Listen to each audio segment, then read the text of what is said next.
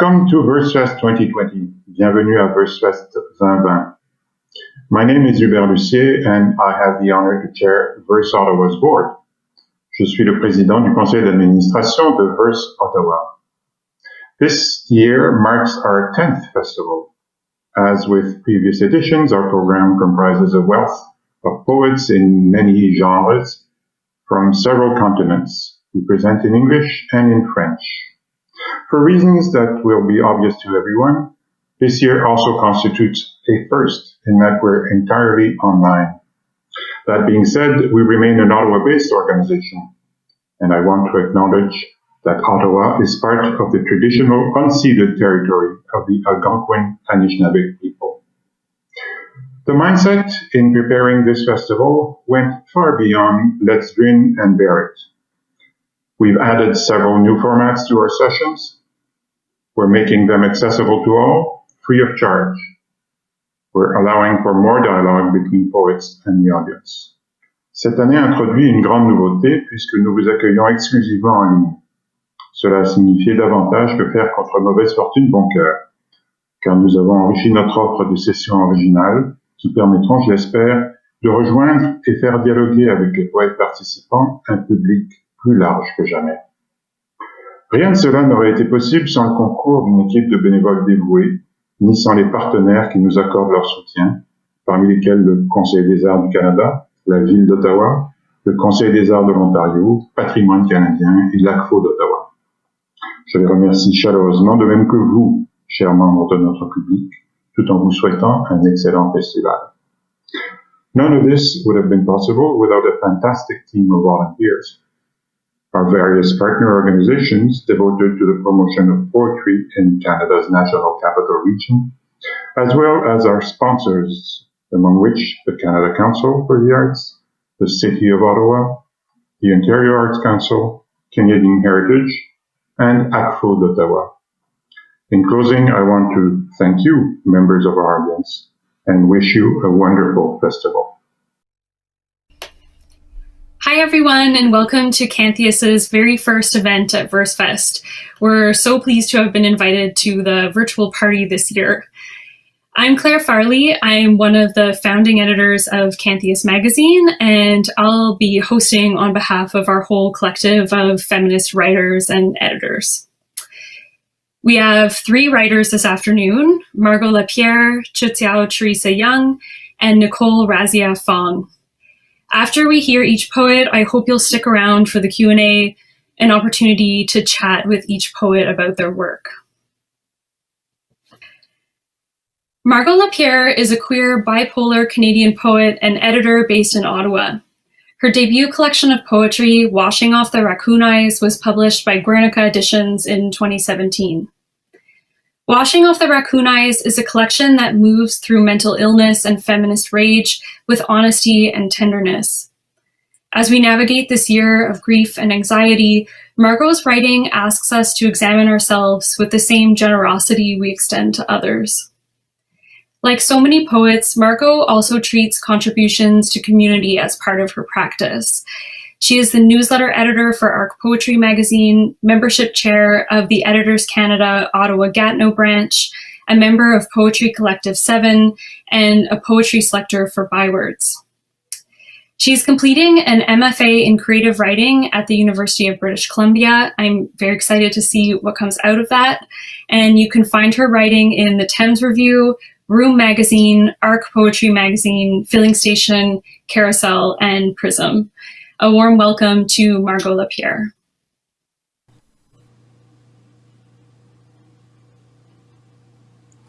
Hi, my name is Margo LaPierre. Thank you so much to Versefest for having me this year. I know it's been a challenge pivoting since the pandemic, but I think you've all done a wonderful job.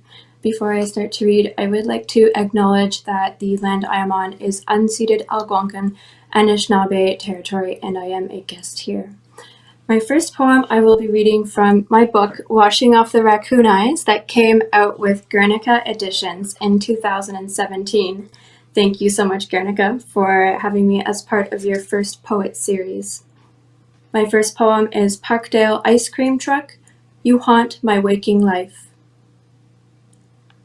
Your cell phone is a talisman, technanimism. You do not eat alone. You do not sleep alone. Your fist cusped around a hard, smooth object that blinks. You make noises. It makes noises. Your neighborhood is a thunderclap. Your bedroom door, a landscape. You dream of it at night. A door. A door. Your cat is an entity. This is your intimacy, this animal, your fear. The things you keep close spook you. The things you want as lists.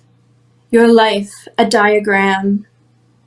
Your anatomy, an area of expertise. Your lover, your self-portrait. You, a recreation. You, against a backdrop of mulberry velvet, painted. Other things bleached. Your history, as memory, like laundry, forgotten on the line. Your laundry, forgotten on the line.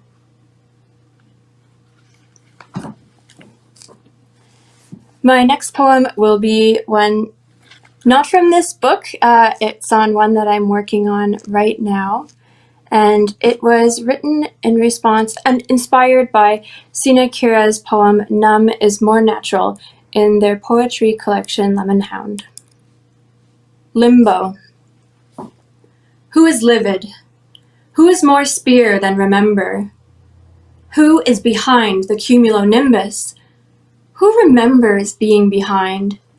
Who is feeling torrential and remembering the cumulonimbus, radiant and livid in fear? Who is tumbling? Who is exactly how tender they want it to be? Who is a pall of sleep? Who has been having discussions on the radio? Who is not yet a mother and scattered? Who is too much a bother and afraid? Who is willing to listen? Who sees themselves a tremor? Who sways? Who devastates? Whose feet throb? Whose tummy hurts? Whose nose itches? Who has a shelf full of poets? Who hastens to despots? Who sees violet peripheral flashes? Who looks like lemons sucking? Whose cochlear triage prays? Who misses kissing? Who is brimless? Who is barricaded? Who hasn't broken even? Who has broken acrylics? Who has been woken by tremors? Who has made a vase of their face? Who has hurled it? Who has seen puddles turn into cats? Swallowed oysters, felt bird bones?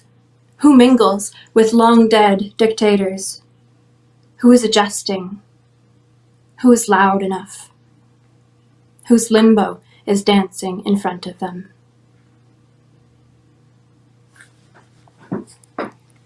My next poem is actually a French translation of one that I first wrote in French in high school, and then I rewrote it as an English poem several years ago, and I had the pleasure of having Michel Terrien translate the original poem Kinetic into this translation cinétique. Ça, c'est pour mes francophones. L'air et quelques gouttes courageuses s'effondrent, puis le déluge vient tout maudire. Laissez la pluie vous prendre en cascade. Si ce n'était pas de l'eau, ce serait de la cire, refroidissant le pavé, écaillant la peau. Des corps courbés, se tordant comme des figurines de Matisse. Vous étiez là, vous avez vu les autres s'écrouler, mais pas vous. Le temps n'a pas l'audace de vous toucher. Mais moi, si, je le fais. Vous êtes journaliste. Je suis une catastrophe naturelle. Fuyez-moi.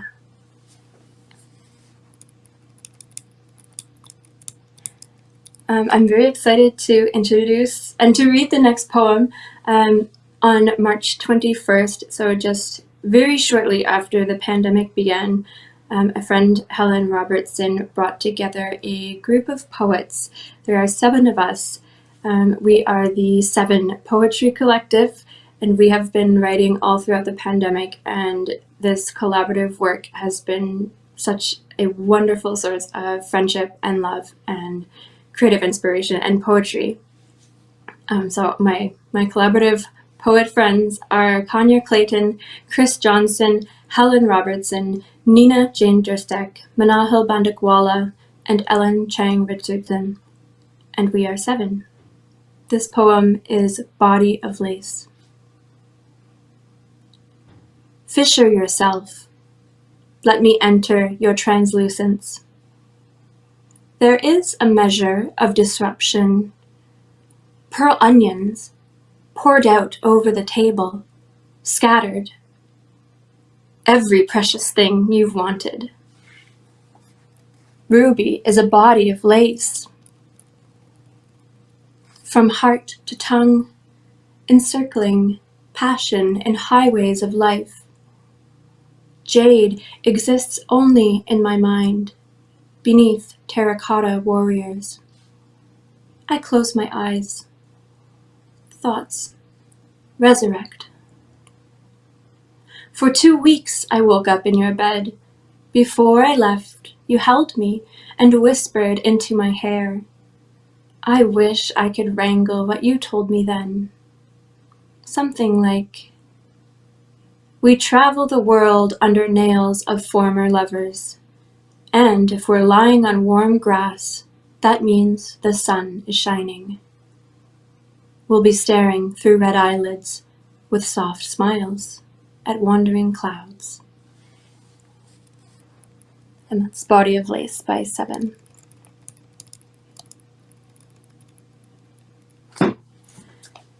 My next poem is a poem about psychosis. I have bipolar disorder. I was diagnosed with bipolar disorder 1 in 2008. And the further I go into my poetry, the more I like to mine my experiences with this. This poem is called Amethysts and Satellites. Amethysts and Satellites, on categorization of phenomena in psychosis. Rain. Do you hear the radio? No? Just me? The screen door doesn't close properly. I'm unsure if the strain is a low satellite passing or the maw of my sanity. Low, flat, gurgling alien, it drones over rooftops beyond a drafty south facing the screen where cranes erecting towers mine amethysts from the cloud cover. Rain. Let us have it. Rain. The pigment brazen on the cloud bank's underbelly. Quinacridone is an odd name for backyard raspberries. Mix it with ultramarine and you get the heavy part of buoyancy. What's that? More rain? Organized. Static. Singing. Advice splinters into puddles. The sky sits in her rain, bellowing orange. If it is a low satellite sending messages, there will be a sound, like a package arriving.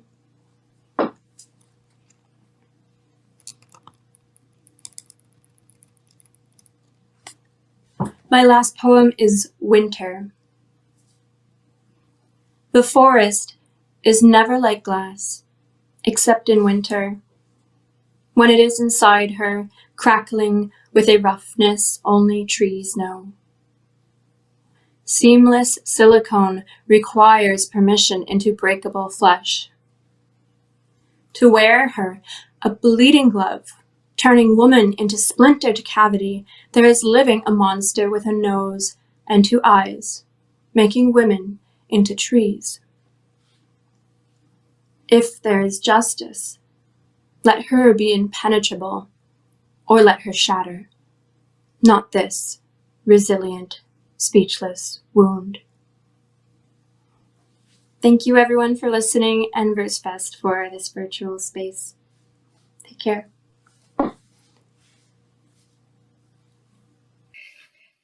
Chuquiao Teresa Young was born in Beijing and grew up in Saskatoon.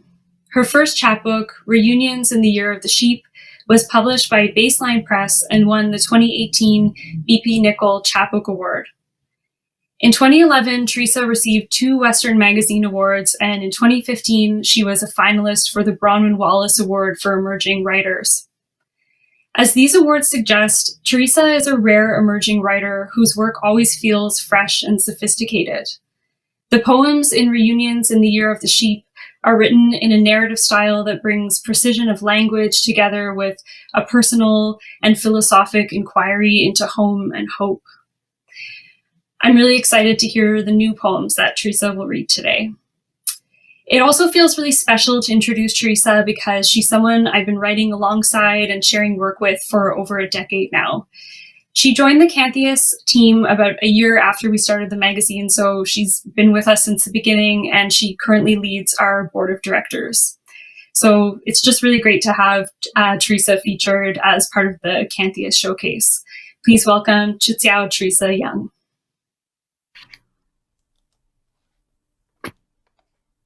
Hello, my name is Chuquiao Young, and I'm going to be reading some poems from Reunions in the Year of the Sheep, as well as some new ones. I'd like to thank everybody for being here and for Versefest and Canthius for organizing this event. So the first poem I'm going to read is Reunions in the Year of the Sheep. It's for my friends Caroline, Kevin, and Ii.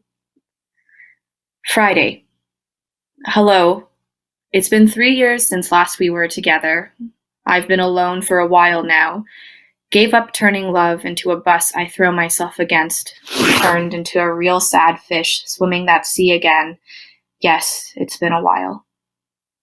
Last time we were together, we turned an art museum into an envelope filled with our stories, Abraham sacrificing Isaac, a heart smeared across a white dress, a mirror and a snake beneath a sheet of ice, our pasts, our lovers, our families.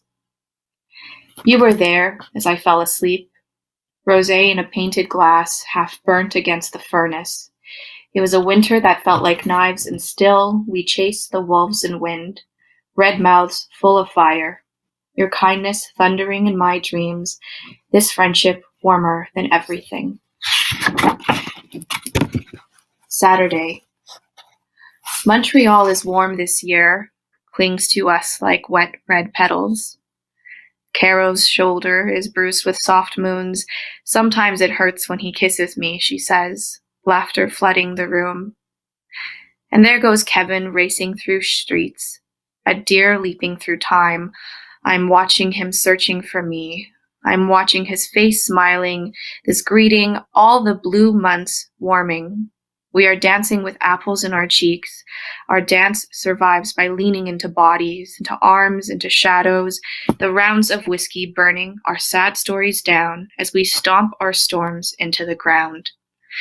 Now it's 4 a.m. and we can barely breathe, laughing at Kevin tipping back and forth, eyebrows raised in surprise, each time he rediscovers the drink hidden beneath his clothes. On the steps outside, he asks me where I've been. I was in love, and then I was a ghost. I don't know. A painful time, she affirms, and then asks, what does it mean when a boy calls you the fox in Saint-Exupéry's dream? It means you are 3 kisses deep in a newfound love. You are twice blessed, forgiven once, in a dance with the Father, the Son, and that Holy Ghost. So love freely and let yourself go. Sunday. It's the year of the sheep, of vigils, accidents, and red jewelry. It's a good time for poetry and a bad time to be happy.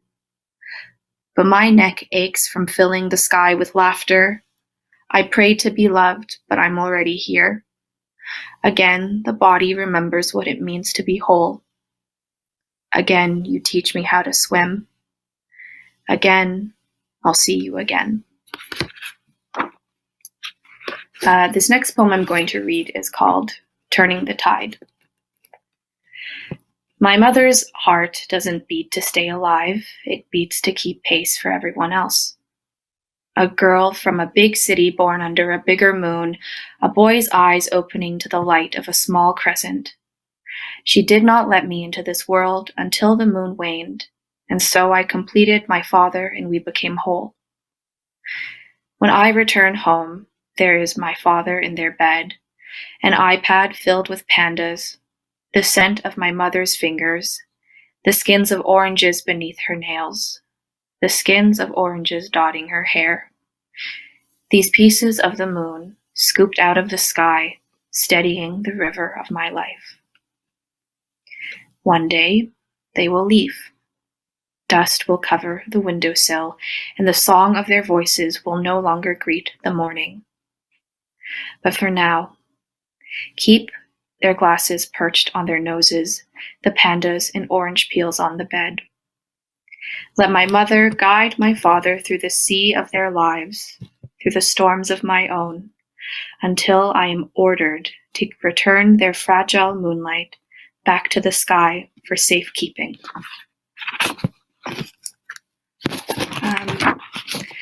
This next poem I'm going to read, I wrote it a while ago.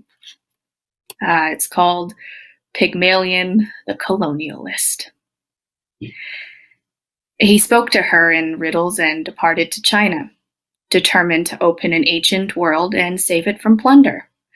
They sat at a bar as he tipped the waitress, who was all eyeballs and gunnel legs, leaving him a number and a glance as he said, "Kid, adios, I bid you farewell," stood, then left, headed east to her old country where he sent weekend Skype updates.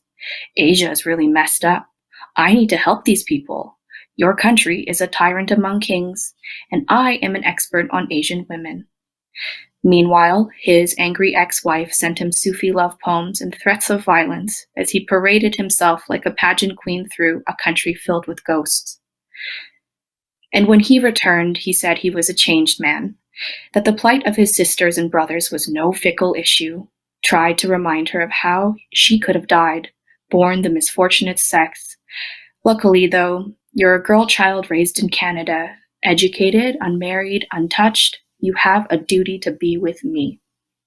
He even held her close, some virginal ideal, a hallmark Magdalena, told her that one day she would come to realize it was in her best interests to love him, that he could protect her, educate her, make her better.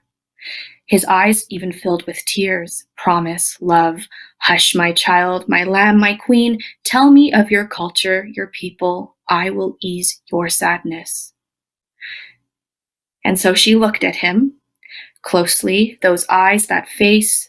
His love was history repeated, filled with all the conquests, divisions, maps, children, and myths she knew too much of. She spoke. "I have heard these words before, said by kings who painted their cities and women in red. Am I Miss Saigon? Madam Butterfly? That sad chick from Norwegian Wood? Do I need a savior? Do I need a savior like you? I eat burgers, shithead." She filled the room with laughter made of knives and arrows, filling his body with holes. So he announced, "When you are less of a fool, you will know I was the man for you, but I will no longer be here, waiting." And so she said, "Pygmalion waited for his statue to come to life, but I am already living. So wait for the day you think will come when I might someday learn to love you, and perhaps your soul will be fuller." She left him silent, and he stood, waiting until at last he froze, turning into a statue, a relic, a nameless, mouthless palladium, eyes filled with the recollection of a girl's body, alive with breath, dancing down the road into the world that flooded her with welcomes.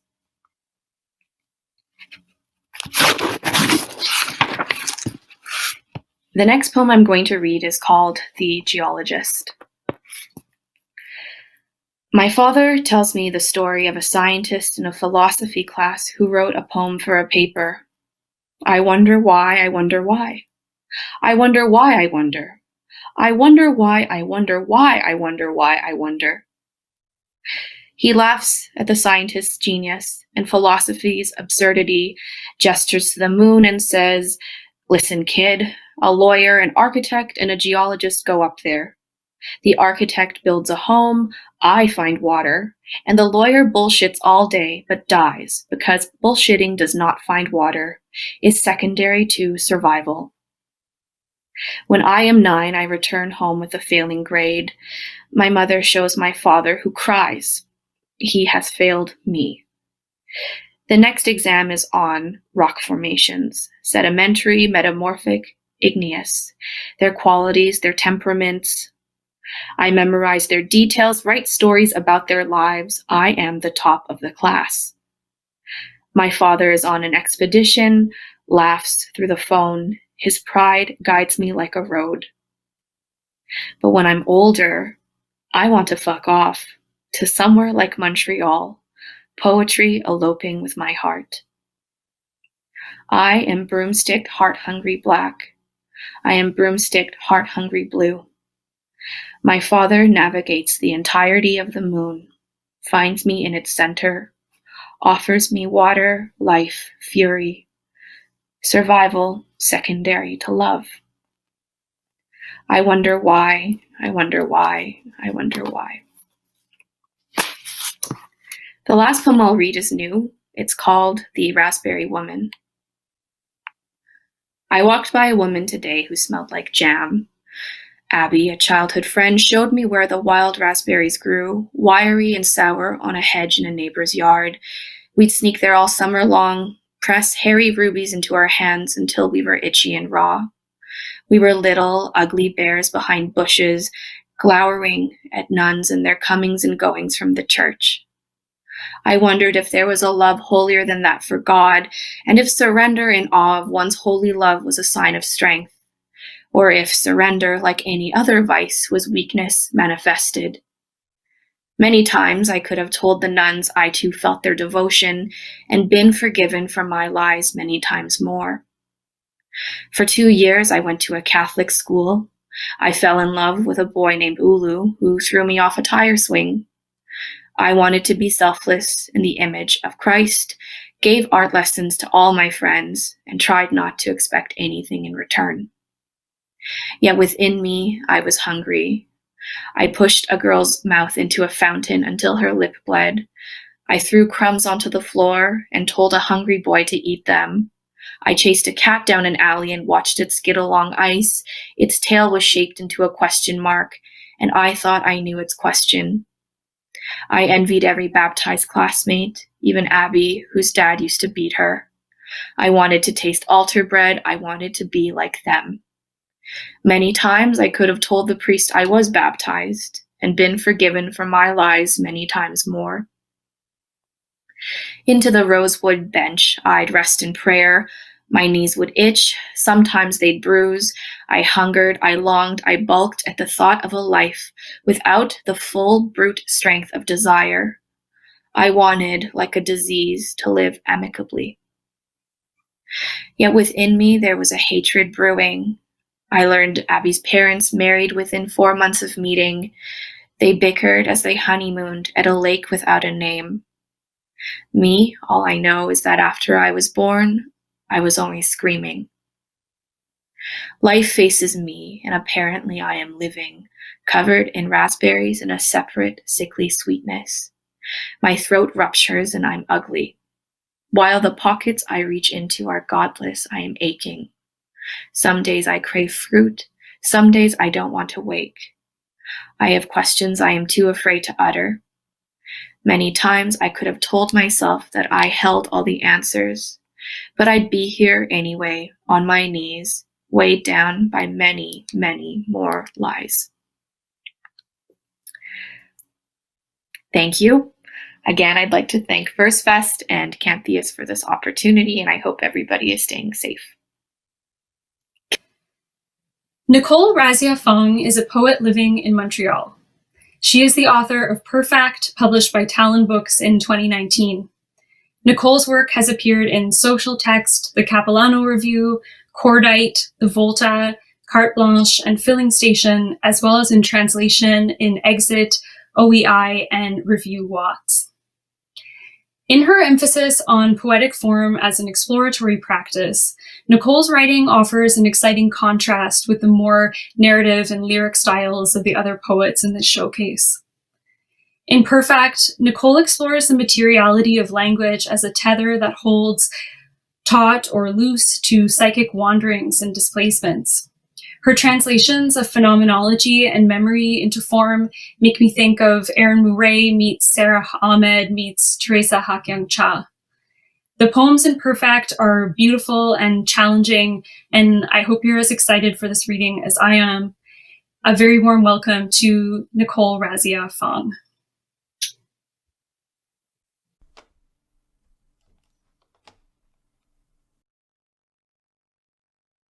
My name is Nicole Raziya Fong. Thank you, Versefest, for having me. I'm going to be reading a few new poems. Clearing. The skies clear and cloud themselves again. The skies clear and concern the light again. There are many days which encounter one another along this indefinite path. There is the changeability of the skies, whose isolation is that of another time. There is that loneliness which will never occur again. There is never again. There is tomorrow. The significance of this tomorrow, whose long duration is also a passage of otherwise, whose yesterday is that of future, whose inability to be defined is also its main condition. We encounter ourselves briefly along this path. The blue dress of retreating memory. The fixtures of past and fluidity of memory, the fictive quality of a dress worn unturned, and the necessity of correcting this inhibition. One does not undress the hiddenness of boundary. One does not undress thinking of the hiddenness of those structures whose temporary transections become visible from above, for such verifiable forms can be known. Continuity itself is in danger. In danger, the hesitancy of the stars as they announce themselves to the seeming perpetuity of your incomplete form. In danger, the perpetuity of the stare. In danger, the willing completion of those whose interiors have no return. In the willing correspondence of fiction, I endanger myself. This ruin suggests further ruin. Derivative stars. The hesitancy of the stars is a formulaic continuity.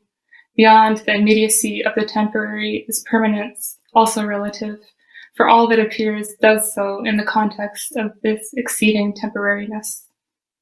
The confusion of the past relates itself to the confusion of the present. Beyond what the past presents in believable fiction, we likewise rehearse our momentary present. We must remain satisfied with what we are capable of believing, remaining occluded beneath a light which illuminates elsewhere without illuminating us. Hibiscus, rose. The certainty of time is always a question of conceivability. Whatever patterns the skies distinguish, their materiality must always be assumed. The potential flowers of spring are in question, while the flowers of summer are always those of departure. While a rose may bloom in darkness, a hibiscus isn't likely to. In question are the continuities that indicate a season has passed. The secrecy of the night-blooming flower borders its expectancy by day, whose entry into light is a seeming of closure, though the night might come to reveal more than is visible during the day. At a corner of the night is an equivalent milestone. Every darkness contains its equal in that which does not grow. The rare unseen blossoming which occludes us at midnight may also become a precedent. A hibiscus will not bloom in the dark, which is not to say a rose cannot. One cannot be both what one is and what one cannot be.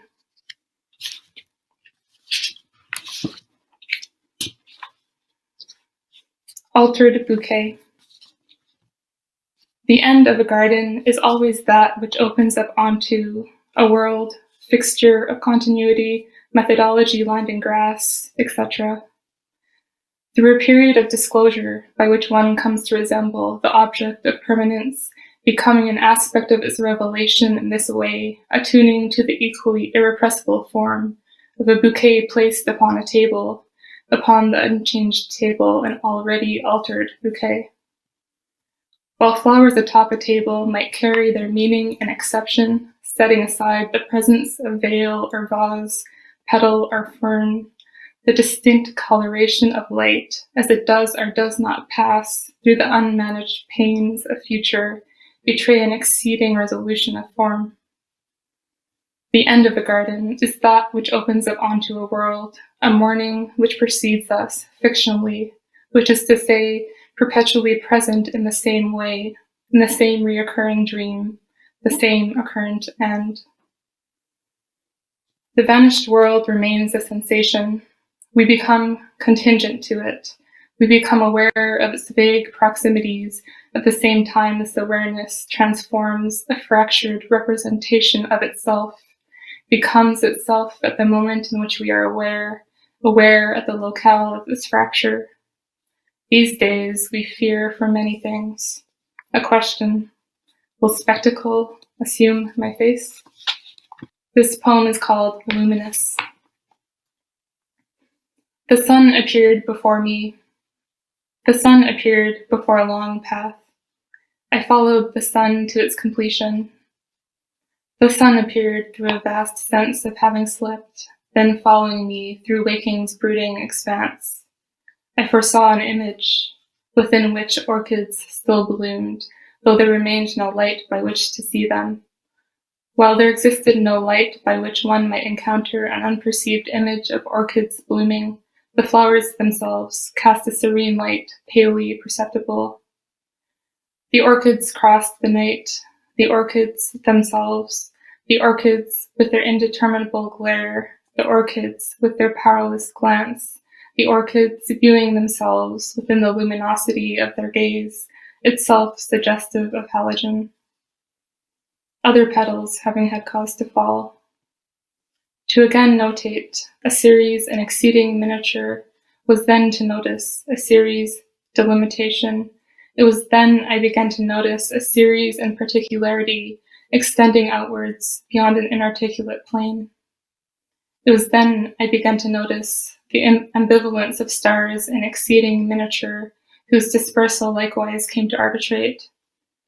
While what the light of the orchids revealed clarified nothing about the surrounding area, there remained nothing separating what we saw from what we thought we were seeing, both light and dark being clearly delimited in the sense of being opposing forces, neither the light nor dark being capable of revealing what existed outside of the space the orchids were in, outside of the space we were also in, outside of the light, outside. It was a long path. It's always a long path. You are as abstract as this room, as the dream within itself. The veil, the disorder of language, is the container whose percussive leaking reveals only itself, that is, whose experiential occlusions coexist within language's saline hiddenness, while that which is spoken comes to assume a liminal gloss. Fertility is marred. Across appearance's permissive locutions, an etiquette of survival wherein disappearance is inadequately defaced. Arrival, then, must dissolve. To again notate a series in exceeding miniature. A medial seasonality of exchange, a green season. I wanted to seek an unbound canvas retracted from the liminality of a wall. A leaf fell downwards, towards unknown extremity.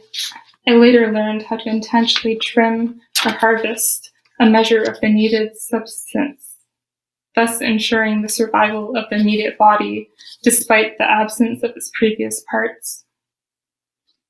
To desire in abundance, a life which is always changing.